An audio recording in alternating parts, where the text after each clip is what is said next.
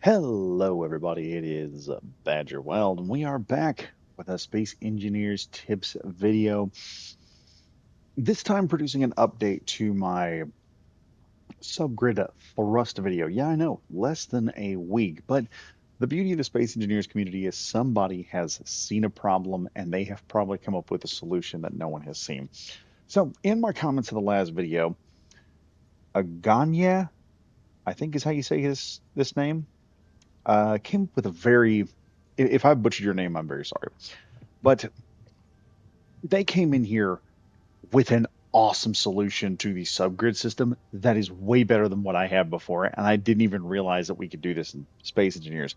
But before we get started, be sure to like, comment, and subscribe if you enjoy this content. It helps out the channel. It tells YouTube that this is the content that needs to be seen, and it's the best thing you can do for the channel. And without further ado, I guess we'll get started in this exciting video because I was actually rather impressed when I could do this. So we have another ship with nacelles on here, and we're doing this with a single set of nacelles going forward. This is the space pod, mind you, that you start with in survival mode. The reason I'm using this is because sometimes, and I'll repeat this from last time, sometimes you want to spiffy up your ship, and you get to that point where you want to try different angles and subgrids and everything else to make your ship look just that bit more amazing. And this is where we're at the moment. We have some very simple nacelles. We're going to be showing just the forward thrust today because I think what you'll have to do is you'll have to do this with every direction, and it has to do with the event controller. So if you want to do a subgrid thruster, when whichever direction you're putting it in for maneuvering, you're going to need that subgrid control. You're going to need an event controller. So to show y'all what this does, let's just hop down here for a moment inside the space pod. We're going to hop in here. We've all been here before. And what I'm going to do is I am just simply going to press W or forward on my keyboard. And look at that. Subgrid is now activating. I have the full force of 3 thrusters, even though 2 of them are not attached to the same grid. That's wild. Now, how are we attempting this weird cockamamie magic? What you're asking? You're asking right now, how, one, Badger, how are you doing this? And two, how can I do this myself? Because I have now come up with a crap ton of builds, have just become magically available to me. Well, that's a very simple system right here. And we're going to do this by running you through a tutorial on how to do it with the event controller. Now, first off, when we get started, you are going to want to set an event. The cool thing about the event controller is it allows certain things to happen. You can set a reasonable command that is going to happen, and you can decide what will happen when you do this. So this is great for drones if they reach a certain integrity, if a block is removed, if an angle is changed, certain things you can cause the system to redirect. What we're going to do is we're going to come down here to thrust percentage right here. You'll have thrust with a percentage sign. We're going to select that. Now for actions, we are going to go over here, and this is important that I found. You can have as many thrusters as you want going off the grid. You are just going to need a single thruster on the actual grid you are controlling. The subgrids can have as many thrusters as you want. And the cool thing about the event controller is it will work with groups. What I've done here is I've taken both of the ion thrusters that are in the back and put them in a single group called forward thruster. This means that for one event controller, I can control multiple subgrid thrusters by activating a single main grid thruster. That's what's going on here.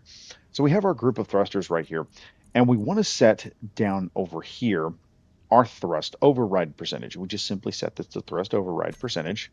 Click on here, and what I want to do in the confirm or the true section, which is slot 1, we want to set this to 100 and press OK. Press it again as override. Now over here, this is false. In other words, when we activate this main thruster, this is what should happen. Thrust override should hit 100%, which is what we're doing with the W key or forward. When you're pressing forward, you are getting 100% of the thrust when you press forward on here. So it is going to just launch it. Now, when it is false, this is when we let go of W or forward on the ship, causing the ship to go forward. And for this, we're going to go to set override percentage. We're going to keep that at 0, press OK, and OK again, and keep that at 0. This means that the thrust override is going to hit 100% when we press forward on the keyboard, or when the thrust reaches a certain percentage. And when it goes below that percentage, it is going to revert back to 0 on these two nacelle thrusters that we have on subgrids. Now, exiting out of that, we're going to go down to here. We're going to do equal or greater than. Should be the first one. And we're going to put the threshold somewhere low. I have it at 1.1%, but you can put it anywhere you want. Now, with available thrusters, we are going to add our forward available thruster. So if you're going to put a thruster on the main grid, as soon as you put it on there, I would suggest labeling it. I use the Sci-Fi Ion thruster so that we can see where this is. Now, when you are doing this, understand you cannot cheat this system. I have done this with Atmo thrusters in space and hydrogen thrusters that are not hooked up. If the thruster does not have any thrust, this will not work. So whatever you put in there has to be a powered thruster. You only need one. That's it. Now that we have the Sci-Fi Ion thruster in here, we will gate that so that it will cause the actions to work back and forth independently. And we're done. That's all that's necessary. And once you're done, when we hit the thruster, and the thruster passes 100%, which as soon as we hit W, it'll hit 100%, you can see all three thrusters light up at the same time. Now, I have only done this for the forward thruster. You will need to do this for any subgrid thrust direction that you're putting in for subgrid. So more than likely, you're only going to need two thrusters. That's it. You're only going to need two event controllers to make this work. But you can see right here, we've actually surpassed the speed limit by about 6 or 7, up to 8. We're pulling at 100.8 meters per second, which means this is slightly faster, which means if I were to sit here and power this thing up and just go, this particular system would just outpace another ship. This slight increase in speed means I could just consistently outpace them and eventually outrun them once it hit the full power. The only thing that can catch us now is Hydro-Man. And Hydro-Man's going to have a tough time if I'm shooting him with a whole bunch of bullets as he's trying to get close. But yeah, this is the system. Now, I do have this one side thruster a little too close. You are going to have to watch that when you are using thrusters. You're going to have to watch where the placement's at. I kind of threw these nacelles on there just for effect. But yeah, this is how to sub-thrust 2.0 if you want to take your thrusters on your ship and do even better thruster system that is far easier to work with. Simply go back through this tutorial that we got going on here, and you guys can go ahead and build your own subgridded thrusters. You can add nacelles. You can add as many fins and everything as you want, so long as you know where these thrusters are and you put them in the same group. So yeah,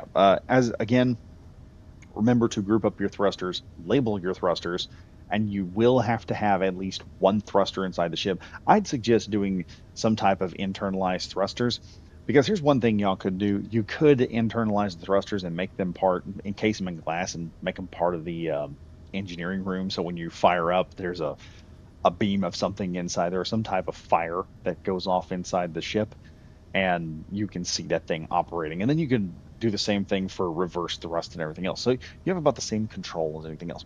But once again, ladies and gentlemen, I hope you enjoyed this video. I hope you enjoyed this improvement.